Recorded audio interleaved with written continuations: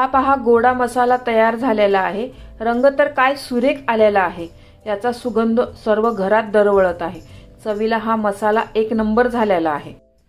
नमस्कार, मी कविता, कविताच tasty food मध्ये सर्व खवय्यांचे पुन्हा एकदा स्वागत करते। आज आपण जेवणाची लज्जत वाढवणारा महाराष्ट्रीयन पद्धतीने गोडा मसाला कसा करायचा ते पाहणार आहोत।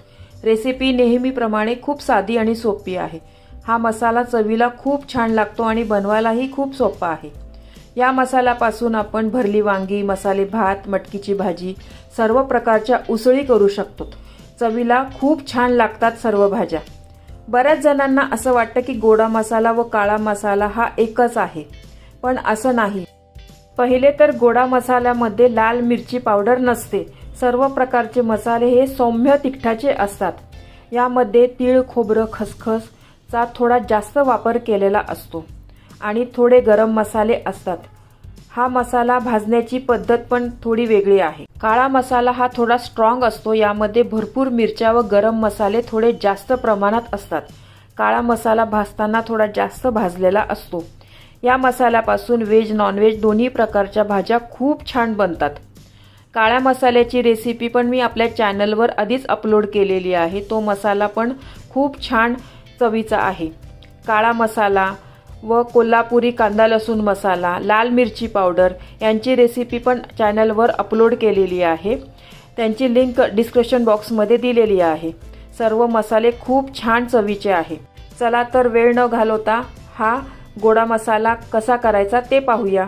सर्व मसाल्याचे प्रमाण डिस्क्रिप्शन बॉक्समध्ये दिलेले आहे। तुम्ही या चॅनलला अजून सबस्क्राईब केले नसेल तर जरूर सबस्क्राईब करा, ते निशुल्क आहे। यासाठी लागणारे साहित्य: पाव किलो धने, 100 ग्राम खोबरं, 50 ग्राम जिरे, 50 ग्राम तीळ, 25 ग्राम खसखस, 10 ग्राम मोठी वेलची, 10 ग्राम चक्रीफूल, 10 ग्राम नाकेश्वर, 10 ग्राम जावित्री, 10 ग्राम मिरी, 10 ग्राम लवंग, 10 ग्राम शहाजिरे, 10 ग्राम दालचिनी, 10 ग्राम हिंग, 20 ग्राम मीठ, 10 ग्राम तमालपत्र आणि 10 ग्राम दगडफूल।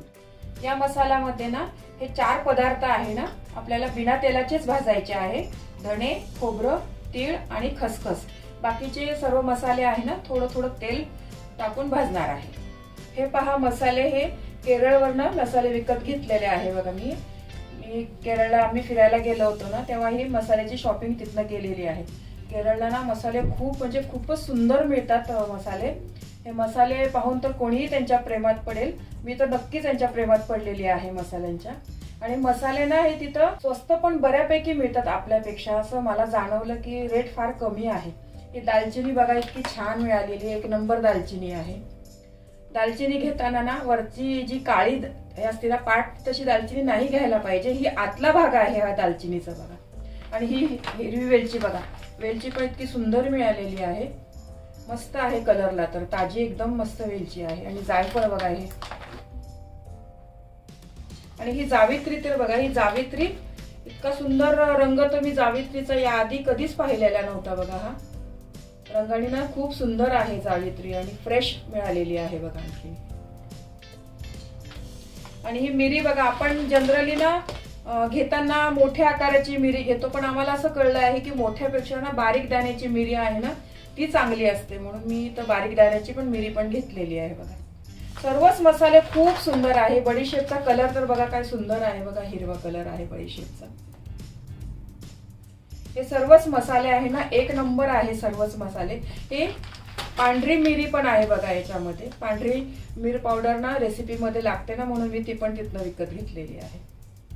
तुम्ही कधी केरळला फिरायला गेले ना तर ह्या मसाल्यांची शॉपिंग नक्की करा। खूप सुंदर आणि स्वस्त मसाले मिळतात तिथे। गॅसवर कढई गरम करायला ठेवलेली आहे। मसाले ना तुम्ही शक्यतो लोखंडाच्या कढईमध्येच भाजा। तुमच्याकडे असेल ना लोखंडाची कढई तर जरूर त्याचा वापर करा।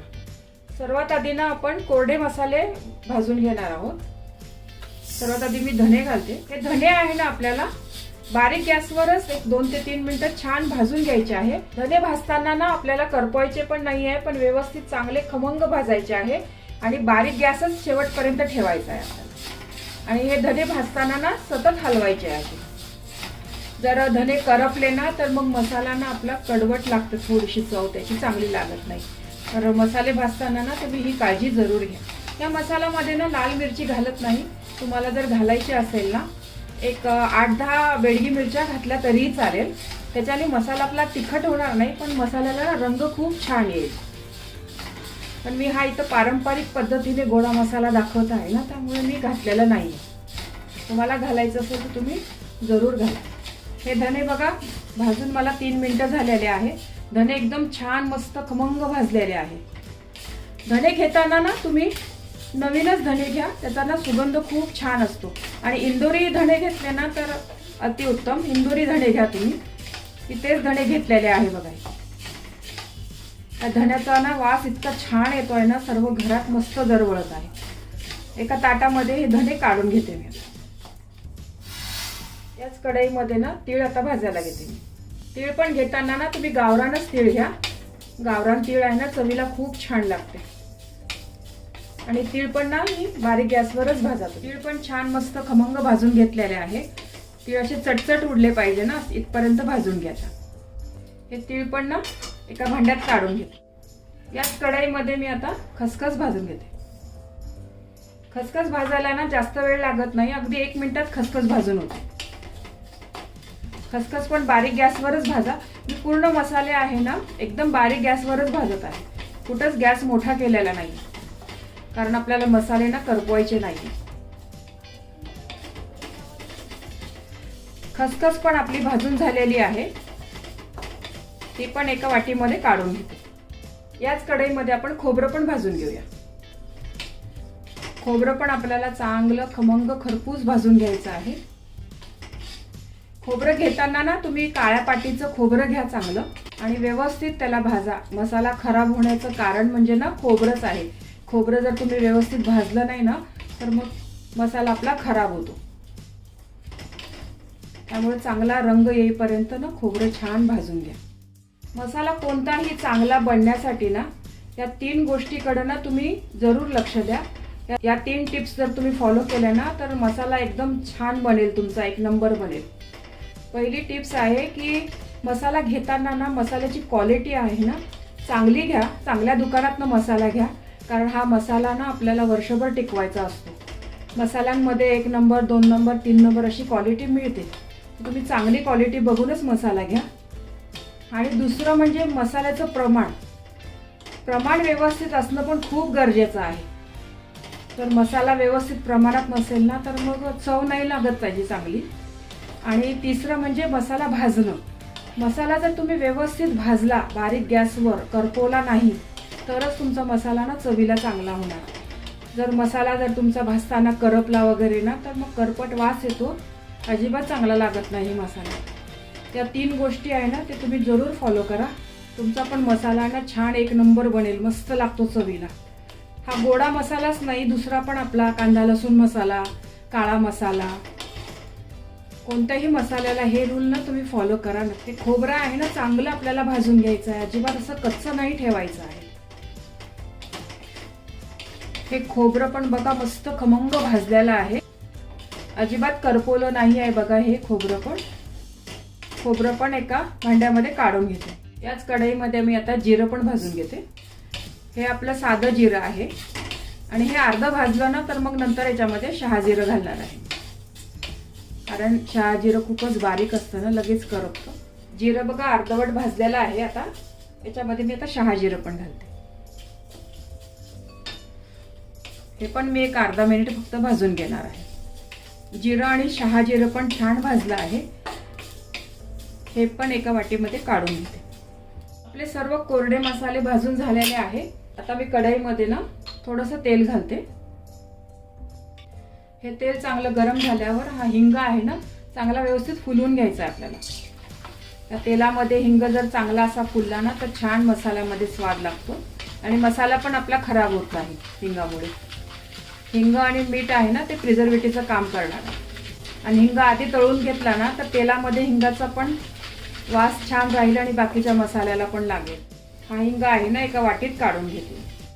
याच तेलामध्ये जे मोठे मसाले आहे ना ते भाजून घेऊया. मोठी वेलची, चक्री फूल आणि दालचिनी तेलामध्ये ना चांगले व्यवस्थित फुलवून घ्यायचे आहे मसाले आपल्याला.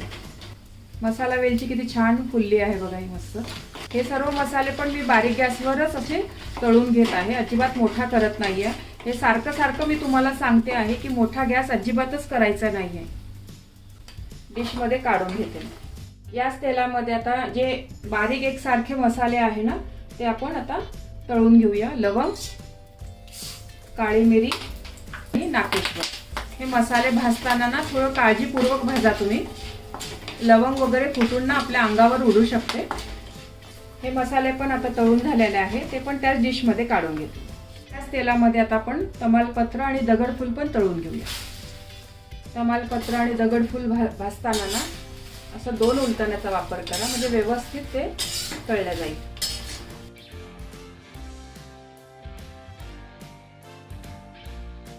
यामध्येच ही जावित्री पण आपण व्यवस्थित भाजून घेऊया. जावित्रीचे पण असे थोडे तुकडे करते, म्हणजे व्यवस्थित भाजले जाईल.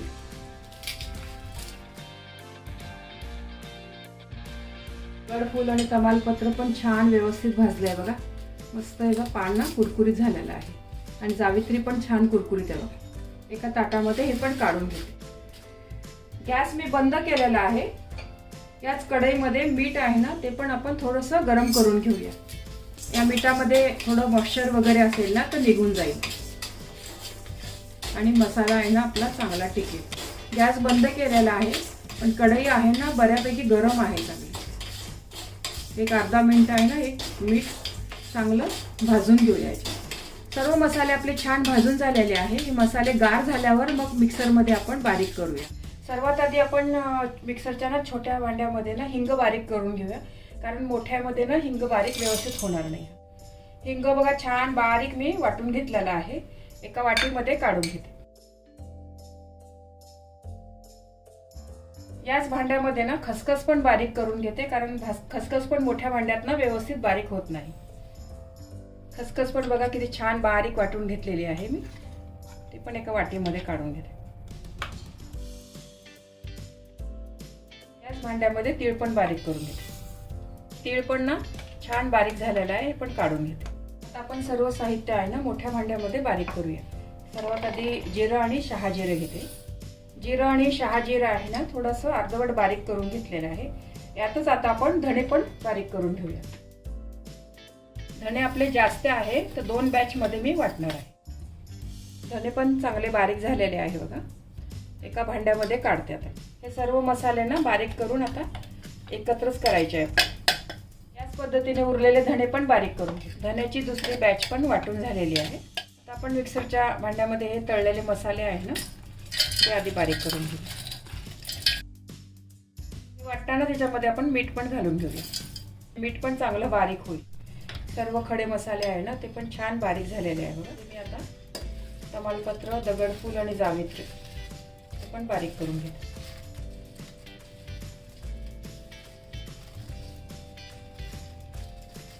मसाला पण छान मस्त बारीक करून घेतलेला आहे, तो पण याच्यातच घालते. आता आपण शेवटी खोबरं पण बारीक करून घेऊया. खोबरं पण आपलं चांगलं बारीक झालेलं आहे. यामध्येच मी आता ही खसखस ना पण बारीक केलेली ती पण घालते आणि तीळ पण.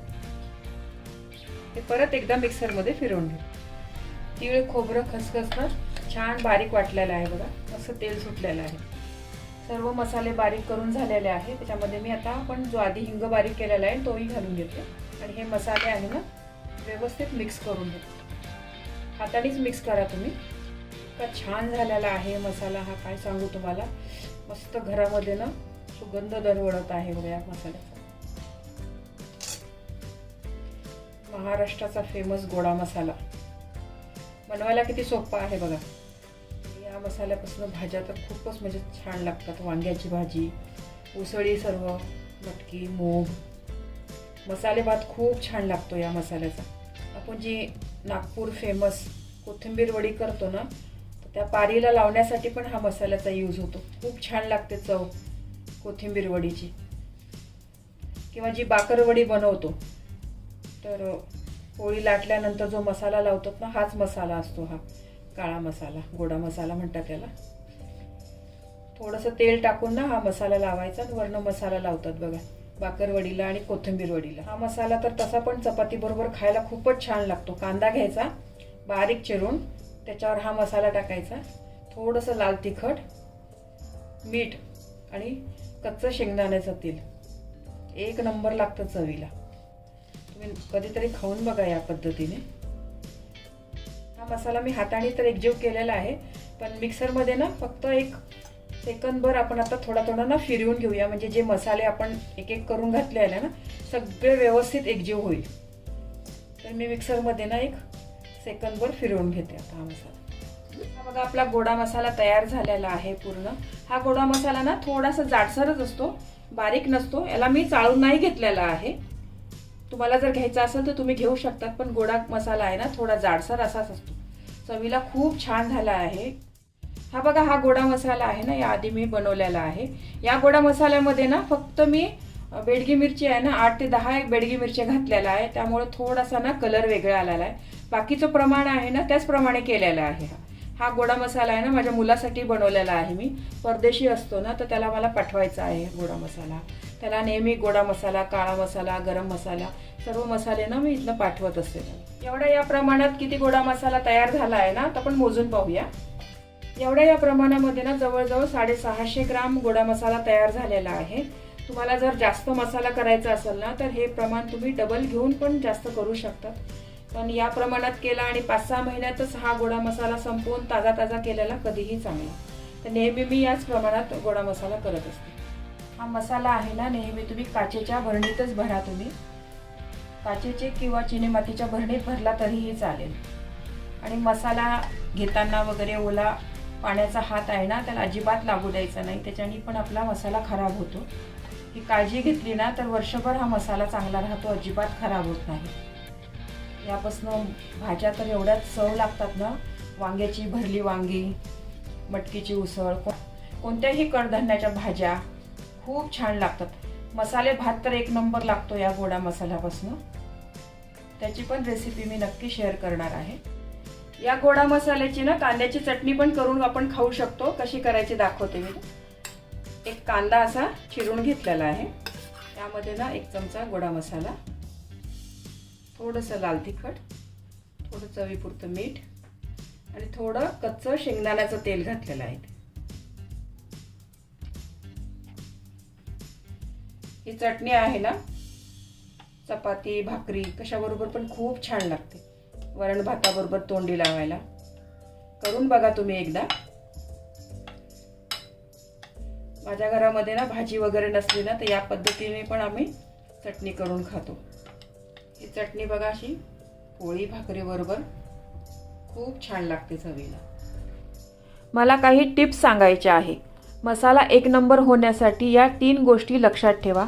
मसाले घेताना चांगल्या क्वालिटीचेच घ्या. दुकानामध्ये मसाले 2 ते 3 प्रकारचे असतात, त्यातली चांगली क्वालिटी घ्या, कारण हे मसाले आपल्याला वर्षभर टिकवायचे असतात. 2. मसाल्याचे प्रमाण योग्य असणे गरजेचे आहे. मसाल्याचे योग्य प्रमाण असेल तरच मसाला हा चांगला होतो. आणि 3. मसाला भाजताना बारीक गॅसवरच भाजा. मसाला जर करपला तर त्याची चव कडवट होते, त्यापासून मसाला चव लागत नाही. या 3 गोष्टी लक्षात ठेवल्या तर तुमचाही मसाला एक नंबर होईल. हा गोडा मसाला तुम्ही माझ्या पद्धतीने एकदा तरी नक्की करून बघा, खूप आवडेल तुम्हाला. तुम्हाला ही रेसिपी आवडली असेल तर तुमच्या मित्रमैत्रिणी आणि नातेवाईकांबरोबर शेअर करा. व्हिडिओला लाईक करा व चॅनलला सबस्क्राईब करा. रेसिपीला कमेंट्स करा. तुमच्या कमेंट्स वाचायला मला फार आवडतात. तुमच्या लाईक्स आणि कमेंट्समुळे माझा उत्साह वाढतो आणि नवनवीन व्हिडिओ बनवण्यासाठी प्रोत्साहन मिळते. त्याचबरोबर तुम्ही मला फेसबुक, इंस्टाग्राम आणि पिनइंटरेस्टवर देखील फॉलो करू शकतात. त्यांची लिंक डिस्क्रिप्शन बॉक्समध्ये दिलेली आहे. तुम्ही ही रेसिपी कोणत्या गावातून पाहताय तेही सांगा. तर पुन्हा भेटूया एका नवीन रेसिपीसह. तोपर्यंत मस्त खा, काळजी घ्या. धन्यवाद.